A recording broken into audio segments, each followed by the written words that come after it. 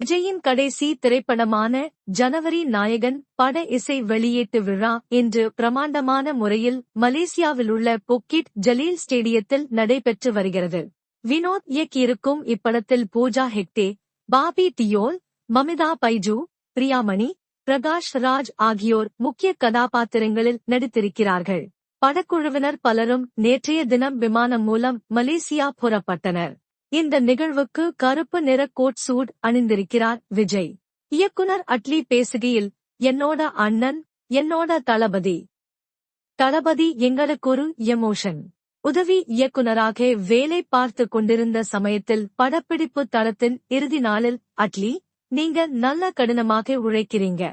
உங்களுடைய உழைப்பு எனக்கு பிடிச்சிருக்கு. கதை இருந்தால் சொல்லுங்க, நம்ம படம் பண்ணலாம்னு சொன்னாரு. எந்த ஒரு சூப்பர் ஸ்டார் நடிகரும் இப்படி பண்ண மாட்டாங்க. அப்போதே அவர் 50 படங்கள் செய்துவிட்டார்.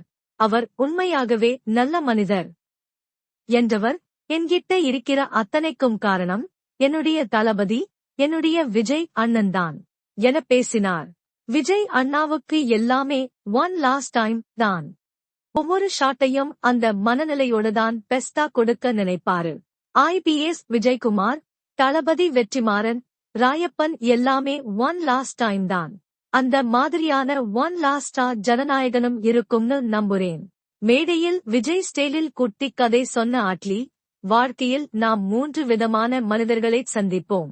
இதுக்கு எடுத்துக்காட்டாக மரத்தை எடுத்துக்கொள்வோம். சிலர் இலை மாதிரி குறிப்பிட்ட காலத்துக்கு இருப்பாங்க. பிறகு காற்று அடிக்கும்போது பறந்து போயிடுவாங்க. அது இயற்கை. இன்னொன்று கிளைகள். அது ரொம்ப வலிமையாக இருக்கும். ஆனா ஒரு சமயத்தில் உடைஞ்சு போயிடும். ஆனா உங்க பின்னாடி ஒரு கூட்டம் வேர் மாதிரி இருக்காங்க என்றவர் மேடையிலிருந்து ஓடிச் சென்று விஜய்யை கட்டிப்பிடித்து முத்தமிட்டார்.